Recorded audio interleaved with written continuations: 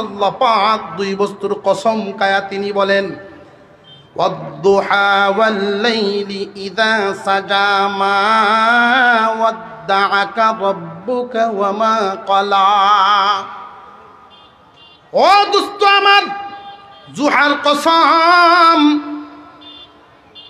লাইলি ইযা সাজার কসম, লাইলের কসম, দিনের নিঝুম রাত, গভীর রজনী, দিনের প্রথম অংশ আলোকিত সূর্য যখন হয়, দিনের এবং রাতের দুইটা মূল্যবান সময়ের কসম কায়া আল্লাহ বলেন, আল্লাহ আপনাকে আপনার রব আপনাকে বলেন নাই, আপনার প্রতি নারাজও হন নাই। আরো জোরে কোন সুবহানাল্লাহ। যেই আঘাতটা পেয়েছিলেন উম্মে জামিলের প্রচার করা কথায়, মুহাম্মদকে আল্লাহ ভুলে গেছে, তার প্রতি নারাজ হয়ে গেছে, এই জন্য ওহী বন্ধ। আল্লাহ পাক দিনের একটা মূল্যবান সময়ের কসম খাইলেন, রাতের একটা দামি মূল্যবান সময়ের কসম খায়া তিনি ঘোষণা দেন, আপনার রব আপনাকে বলেন নাই, আপনার প্রতি নারাজও হন নাই। ও দোস্ত আমার, ওহী বন্ধ আপনাকে বুলার কারণে না, ইনশাআল্লাহর গুরুত্ব বাড়ানোর কারণে, আর আপনার আমার মহব্বত আরো দ্বিগুণ বাড়ানোর উদ্দেশ্যে। জবাব তো দিলেন, কিন্তু মনের ভিতরে এই মক্কাবাসী যে কষ্টটা দিল, এই কষ্ট দূর করার জন্য মহান আল্লাহ পাক বলেন, আপনাকে ওরা কষ্ট দিয়েছে, বর্তমান সময়ের হালত হলো আপনাকে ওরা কষ্ট দেয়, আপনার সাহাবীদেরকে কষ্ট দেয়, বিভিন্নভাবে তারা বাধা দেয়। এই কালিমার দাওয়াত দিতে যান, মানুষের ঘরে আলো পৌঁছাতে যান, আর তারা অন্ধকার দিয়ে আপনাকে বিভিন্নভাবে বাধা দেয়। ও দোস্ত আমার, আমি আল্লাহর ঘোষণাটা শুনেন, ওয়ালাল আখিরাতু খায়রুল লাকা মিনাল উলা। আল্লাহ বলেন, ইহকাল থেকে পরকাল, বর্তমান থেকে ভবিষ্যৎ, বর্তমান যেই হালত আছে এই হালত থাকবে না, পরিবর্তন হয়ে যাবে, আরো ভালো করে দিব।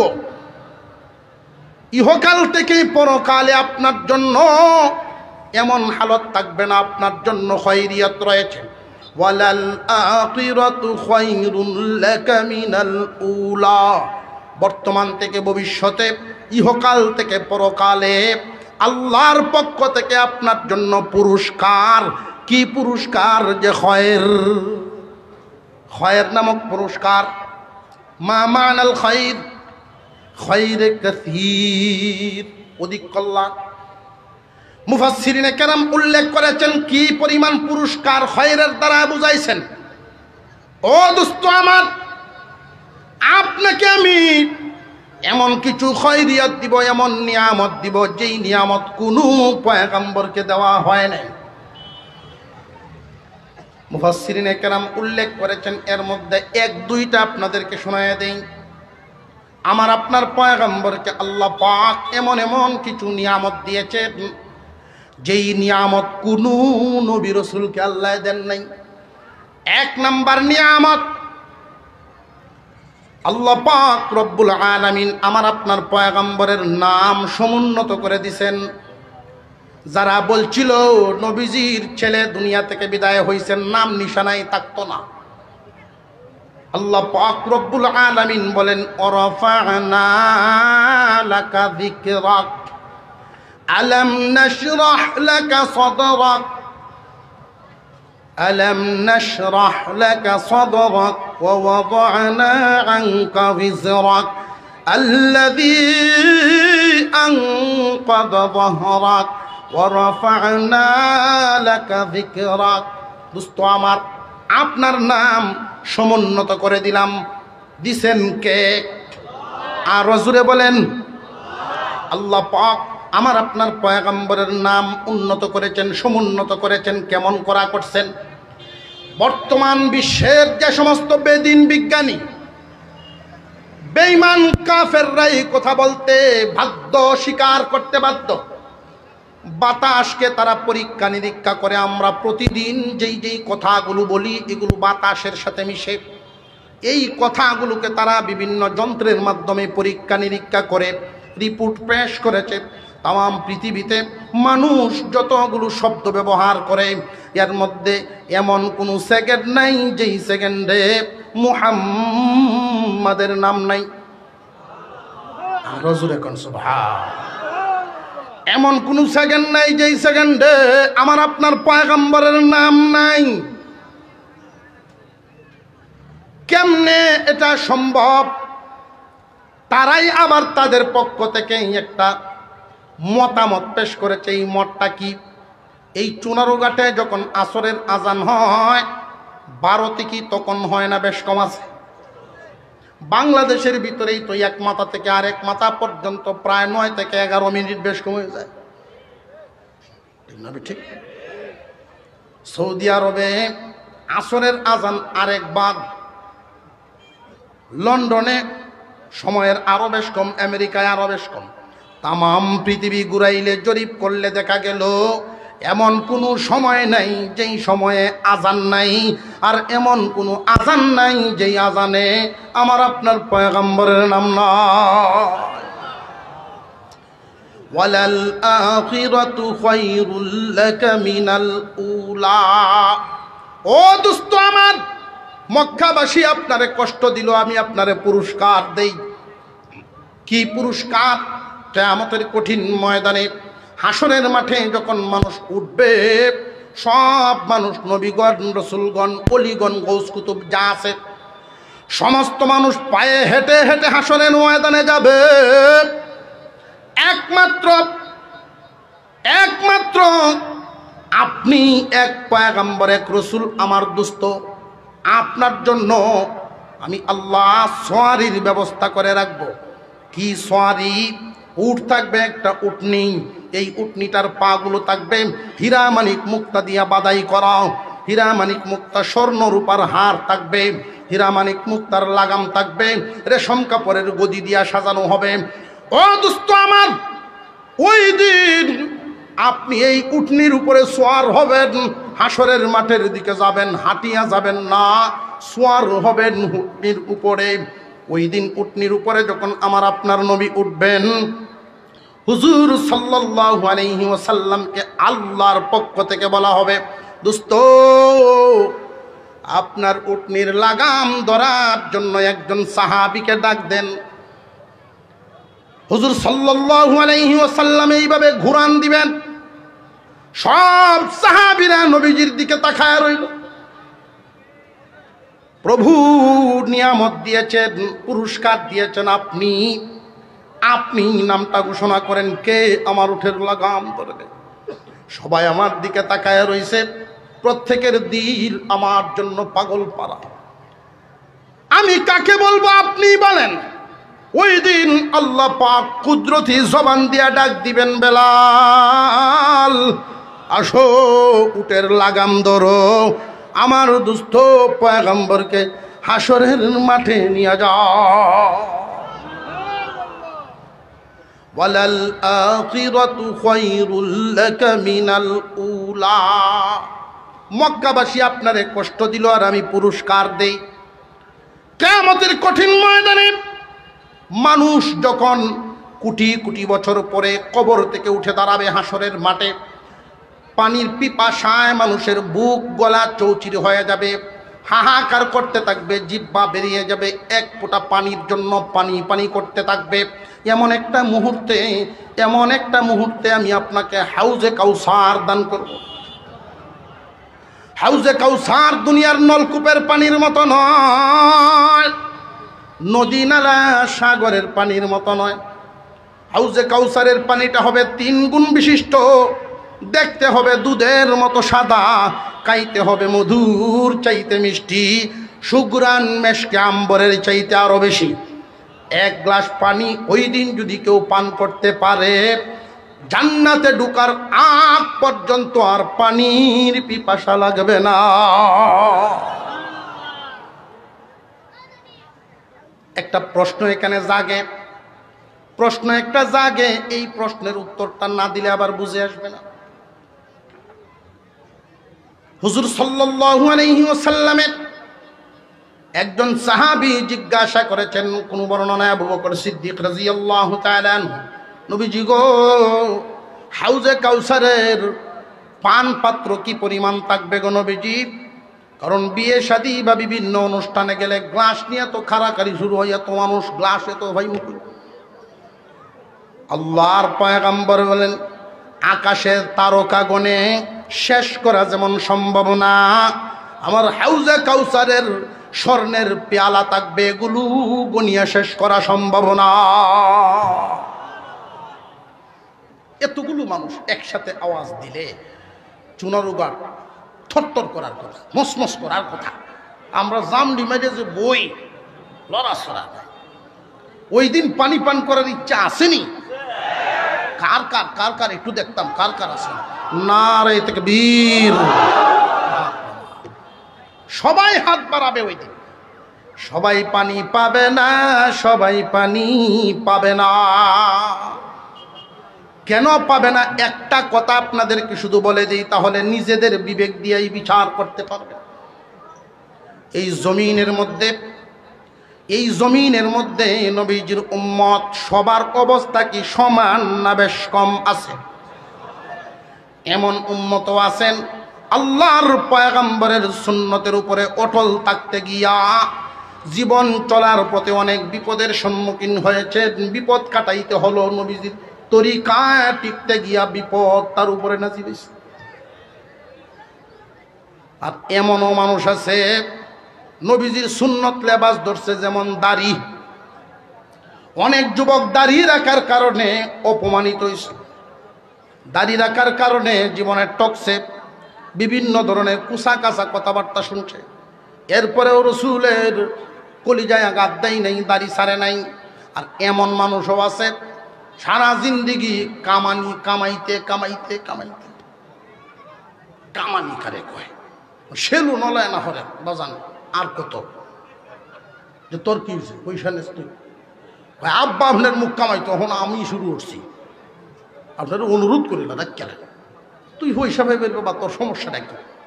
আপনার একটা মুখ কামাইলে দুই মুখের সমান সময় লাগে, সামরা খুশ হয়েছে টানা দে ধরি। কেউ আছে দাড়ি রাখার কারণে বেকায়দায় পড়েছে জীবনে, আর কেউ আছে বেকায়দায় ফরিয়ে গিয়ে দাড়ি রাখছে। দাঁত লড়তেছে, মুখের সেন্টার ঠিক নেই, দাড়ি রাখানোর তো লাগে। নাতি নাত করেছে, দাড়ি না রাখলে মানুষে মন্দ কয়। আল্লাহর রসুলকে খুশি করার জন্য বয়সের দাড়ি, এটা বয়সের দাড়ি, চুল দাড়ি সাদা হইছে, আর কত কামাইব? হুজুর সাল্লাল্লাহু আলাইহি ওয়াসাল্লামের দ্বীনের জন্য কুরবানি দিয়েছে, রসুলের সুন্নতের জন্য। কেমন কুরবানিওয়ালা? আমার একজন মুসল্লি ছিলেন, এই কথাটা বলে দেই তাহলে আরো শক্ত অনুমান হবে। প্রাইমারি থেকে নিয়ে এমএ পর্যন্ত জীবনে কোনোদিন সেকেন্ড ক্লাস হন নাই উনি। ওনার নানা ভাই ছিলেন আলেম, সেই সুবাদে ওনার আম্মাও কোরআনের হাফেজা। ওনার আব্বা এত বড় আলেম নন, তবে কারি সাহেব এলাকার নামি দাবি বুজুর্গ আলেমদের সাথে চলাফেরা করা আমলদার মানুষ উনি। সেই দুইজন মানুষের সন্তান সহি করে কোরআন তিলাওয়াত শিকার পর জেনারেল লাইনে পড়াশোনা করছেন, এমএ পাস। জীবনে কোনোদিন সেকেন্ড ক্লাস হয় নাই, আর দাড়িতে খুর লাগায় নাই, মার নিষেধ। উনি এমএ পাস করার পরে একটা ফ্যাক্টরিতে যখন চাকরির জন্য অ্যাপ্লাই করেছেন, দরখাস্ত করেছেন, সব ঠিক, ওনার সমান নাম্বার আর কেউ পায় নাই। বাইবা বোর্ডে অফিসাররা ডাকছে, বাবারে সব ঠিক আছে, কিন্তু তোমার একটা জায়গায় ঝামেলা। দেখো, চিন্তা ভাবনা করো, আমরাও এখানে যারা আছি মুসলমান হই, আমরাও তোমারে পরামর্শ দেই, এই সুযোগ হাতছাড়া হয়ে গেলে আর কোনোদিন এমন পাইবা না। 1 লাখ টাকা বেতন পাইবা মাসে, ফ্যাক্টরির পক্ষ থেকে ফ্ল্যাট দেওয়া হবে, গাড়ি দেওয়া হবে আনা নেওয়ার জন্য। বছরে 2 সপ্তাহ পৃথিবীর যে কোনো দেশে ভ্রমণ করতে পারবা পুরা ফ্যামিলি সহ। এই সুযোগ সব সময় মিলবে না, কিন্তু একটা কাজ যে বাবা করা লাগবে। কি কাজ? যে এই দাড়ি সহ চাকরিতে জয়েন করতে পারবা না। তুমি যদি রাজি থাকো তোমার সব ঠিক, এই জায়গায় শুধু গন্ডগোল, কোম্পানিটা বিদেশি, কোরিয়ান জাপান মিলিয়া বিদেশি কোম্পানির মালিকে বইলা ফেলছে, এখন আর ঘুরানো সম্ভব না। দাড়ি যদি ফেলায় দেন আজকেই, আগামীকাল নেন কাগজ, অ্যাপয়েন্টমেন্ট লেটার, জয়েন করেন। যুবক, উম্মতে মুহাম্মাদির এমন উম্মত, সত্যিকারের উম্মত, খাঁটি উম্মত, চেয়ার থেকে দাঁড়ায় গেছে যুবক, অ্যাপয়েন্টমেন্ট, এই কাগজটা টান দিয়া সিরিয়াস একটা জবাব দিয়েছি, শুনেন। আপনারাও মুসলমান, একটু আগে বললেন আর আমিও মুসলমান, তবে জেনে রাখবেন এই চাকরিটার কারণে আমি আমার রসুলের কলিজায় আমি ছুরি লাগাতে পারবো না। প্রয়োজনে আমি ঢাকা শহরে রিক্সা চালায় খাবো, প্রয়োজনে আমি মানুষের বাসায় বাসায় ময়লা সাফ করব।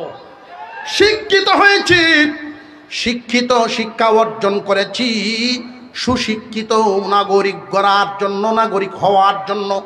আজকে এই শিক্ষা অর্জন করে যদি পয়গম্বরের কলিজা রক্ষা করতে না পারি, গলা রক্ষা করতে না পারি, রসুল বলেছেন যে নাকি দাড়ি কাটলো আমার উম্মত, সে যেন আমার কলিজায় ছুরির আঘাত করলো।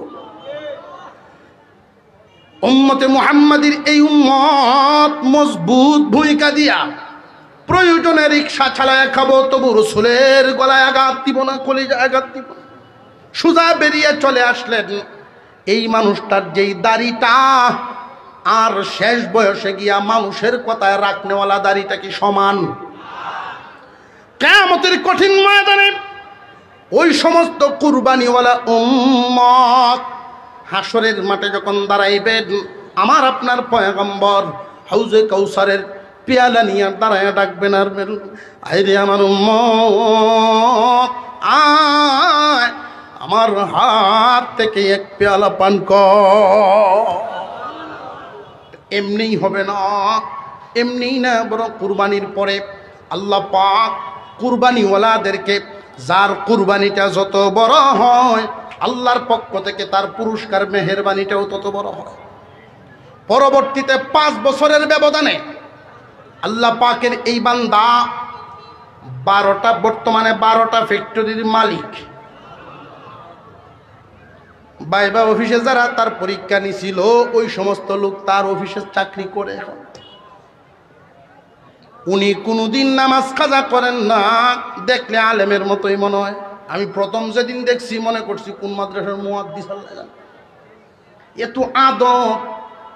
এত আদব তার মধ্যে। রিক্সাওয়ালা বেটা তার ভৈসা দেখেছে হজ, অর্থাৎ তার ফ্যাক্টরি থেকে লটারির মাধ্যমে কিছু কর্মীকে শ্রমিককে হজ করায় নিজের খরচ দিয়ে। আমাদের এলাকার ময়মনসিংহের হালুয়াঘাটের এক লোক প্রাইমারি মেট্রিক পাশ করে এখানে এসে কাজ করতে, এওর নাম এসে গেছে। এই ছেলে বলতেছে যে স্যার, জীবনে পারি কিনা জানি না, আমার নামের পরিবর্তে আমার আব্বারে দিয়ে দেন। তোমার আব্বা কি করে? রিক্সা চালায়। টান দিয়া বুকের সাথে জড়াইছে যে তোমার হৃদয়টা আমি খুশি হইলাম, আল্লাহ তোমারে বড় করুক। তোমার আব্বার কাপড় চোপড় গুছায়া গাছায়া পাসপোর্ট রেডি করে নিয়ে আসো, যাও। তো এই লোক যেই বছর গেছে, আমি ওই বছর গেছি, মিনায় দেখা হয়েছে তার সাথে। বাপ সব দেখলে বোঝা যায় না ধনী গরিব বা সাল চলনের অবস্থা। তো এই লোক আমার জিগায়, আমরা এলাকা বাসা, হুজুর সিরা খাইবেন? আমার জিগায়, যেই কইছে যে হুজুর সিরা খাইবেন, তখনই বুঝছি যে এদিকে বাড়ি কই, আলুয়াঘাট। এখানে কেমনে আইলা? কয় আল্লাহ আমার আনছে। কেমনে? এমনি এমনি। আমার বিশ্বাস ছিল আল্লাহ যদি চান, হজ করার যোগ্যতা নাই, তারেও হজ করাইতে পারে। তবে এটা চোখে দেখার পরে ইতমিনান কলব আরো বেড়ে গেছে যে আল্লাহ তো পারে, এতে কোনো সন্দেহ। হাউজে কাউসার পানেওয়ালা এই আশা আকাঙ্ক্ষা আমাদের আছে তো ইনশাল্লাহ। জায়গায় আসেন, জায়গায়। হুজুর সাল্লাল্লাহু আলাইহি ওয়াসাল্লামের হাত মোবারক কয়েক আনা। এই ডরাইতেছে, মুশরিকদের মতো 10টা হয়ে যাবে নাকি? 2 কানা হাত দিয়া সবাইকে তো উনি পানি পান করাবেন না। কিয়ামত পর্যন্ত সব মানুষ সেইখানে দাঁড়াইবেন হাসরের মাঠেই। এটা 4টিখানি কথা না। জ্বালা পাট যেমন জ্বালা চারা, যে চারার পাট আমরা জমিনের মধ্যে করি, এইরকম হবে মানুষের হালত। 2 পা জায়গা পাবে এক একজন মানুষের বন্টনে, এর বেশি জায়গা নাই। তামাম দুনিয়ার সব মানুষ একসাথে ওই দিন আমার আপনার পয়গম্বর কিছু মানুষকে পারমিশন দিবেন, নাও পানপাত্র হাতে নেও, আমার উম্মত মানুষদেরকে পানি পান করা। মুহাদ্দিসিনে কেরাম ব্যাখ্যায় বলেন কোন হাদিস? قال النبي صلى الله عليه وسلم يشفع يوم القيامة 3: الأنبياء ثم العلماء ثم الشهداء।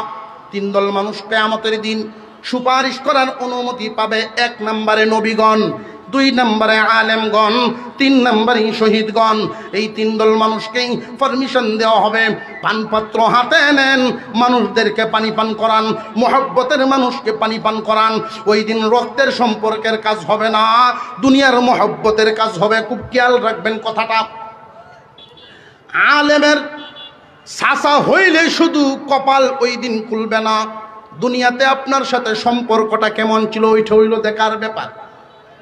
কারণ হাউজে কাউসারের যিনি মালিক, আল্লাহ পাক হাউজে কাউসারের মালিক বানাবেন আমার আপনার পয়গম্বরকে, অথচ পয়গম্বরের চাচারা পানি পাবে না।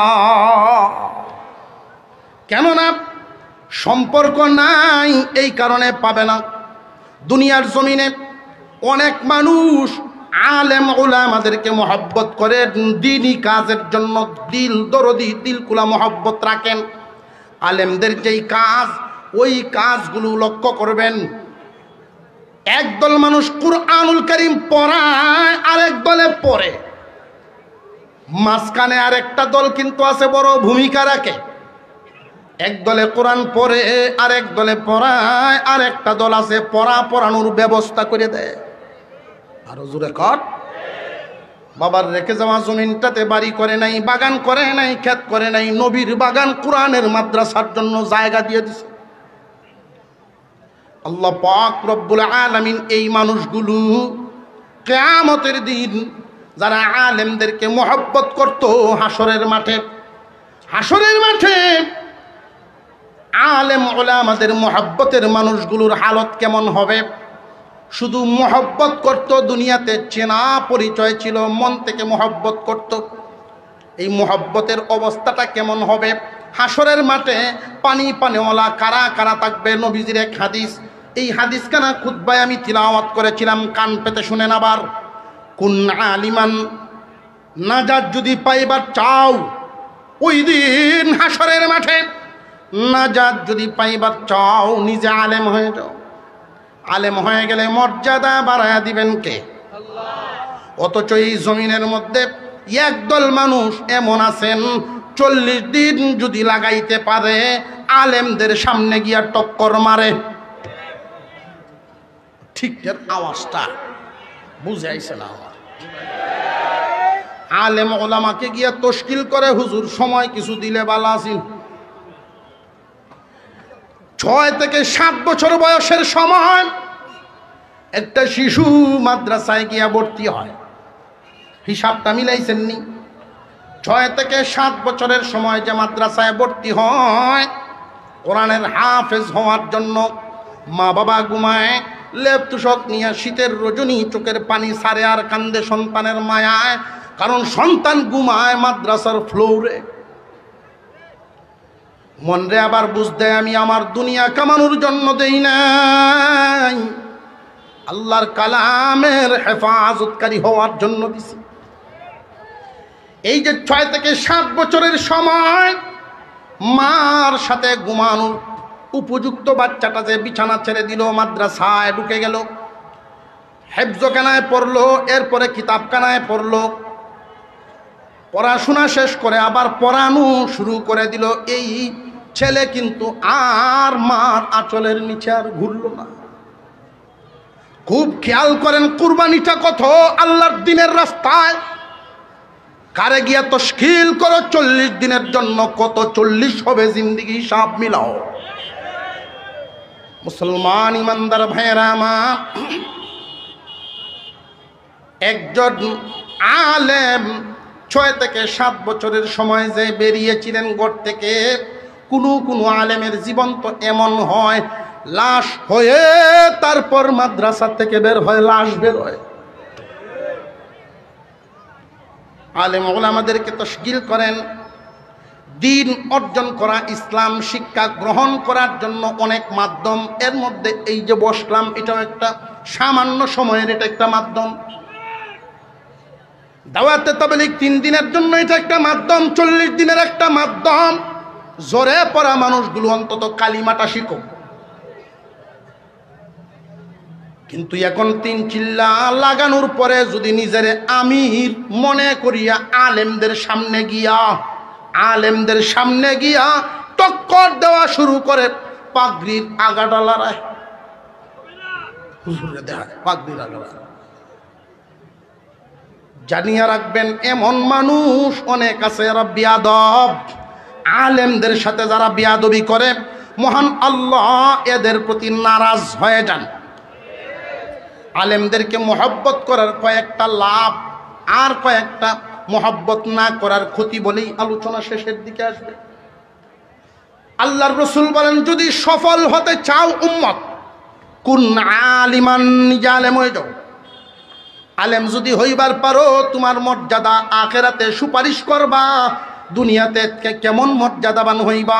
কোনো আলেম যখন জনপদে ঢুকে, কোনো গ্রামের ভিতরে, মহল্লার ভিতরে ঢুকে, আল্লাহ পাক ঘোষণা দেন, কবরবাসীরা যদি কোনো আযাবের মধ্যে লিপ্ত থাকে, ফেরেশতাদেরকে আল্লাহ জানায়া দেন, রে ফেরেশতারা, আযাব বন্ধ করো, জমিনের উপরে দামি মানুষের বিচরণ হইতেছে। আল্লাহর রাসূল বলেন, কুন আলিমান, আলেম হও, আও মুতাআল্লিমান, যদি আলেম হইবার না পারো, আলেমদের ছাত্র হও। ছাত্র হইলে কি লাভ? কুরআনুল কারীম অর্জন করার জন্য যেই তালেবে ইলমগুলো আমরা দেখি মাদ্রাসার ছাত্ররা, আমরা তো মনে করি সলিমুদ্দি কলিমুদ্দির ভূত, কিন্তু এদের মর্যাদা আল্লাহর রাসূল বর্ণনা করেন। তারা যখন রাস্তা দিয়ে হাঁটেন, একজন তালেবে ইলম, তার পায়ের নিচে আল্লাহর নূরের ফেরেশতারা তাদের পাখা বিছায়া দেয়। আমি হাদিসটা চিন্তা করেছি, নবীজি যে বললেন ফেরেশতাদের ডানা তালেবে ইলমের পায়ের নিচে বিছায়া দেন, আল্লাহর রাসূল তো এই কথাও বলতে পারতেন যে মাথার উপরে ছায়া দেন, ছায়ার কথাও বলতে পারতেন, সেটা না বলে পায়ের নিচে বিছানোর কথা বললেন। কারণ ইলমে দিন অর্জন করনেওয়ালা, কুরআন হাদিস অর্জন করনেওয়ালা তালেবে ইলমের মর্যাদা বুঝাইছেন খুব। উম্মতে মুহাম্মাদি কান পেতে শুনেন, আমার আপনার পয়গম্বর বলেন, যারা ইলমে দিন হাসিলের জন্য ঘর থেকে বের হয়, আল্লাহ পাক এদের মর্যাদা কতটুকুন বাড়িয়েছে তোমরা জানোনি? ফেরেশতাদের পাখা আর তালেবে ইলমের পায়ের দুলা সমান বরাবর।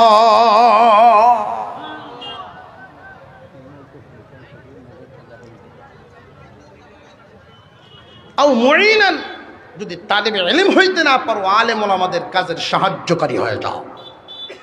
তাও যদি হইবার না পারো, আও মুহিব্বান, মন থেকে ভালোবাসবা। সাবধান, আলেম বিদ্বেষ হইবা না, আলেমদের মহব্বত থেকে দূরে থাকবা না। ওয়ালা তাকুন খামিসান, 5 নম্বরে যাইবা না, ধ্বংস হয়ে যাইবা, ফাতুহলিক, ধ্বংস হয়ে যাবে। আলেমদেরকে মহব্বত করলে দুনিয়ার জমিনে 1 নাম্বার উপকার, সগীরা গুনাইয়ের আমল নামায় লেখা হয় না। 2 নাম্বার, তার বংশধরের মধ্যে আল্লাহ এই নিয়ামত দান করবেন। 3 নাম্বার, দুনিয়া থেকে বিদায় হওয়ার সময় ঈমান নসিব হবে। 4 নাম্বার, আখিরাতে আলেমদের সুপারিশ নসিব হবে। আমরা এই দ্বীনি কাজের সাথে সারা জীবন থাকতে রাজি আছি তো ইনশাআল্লাহ।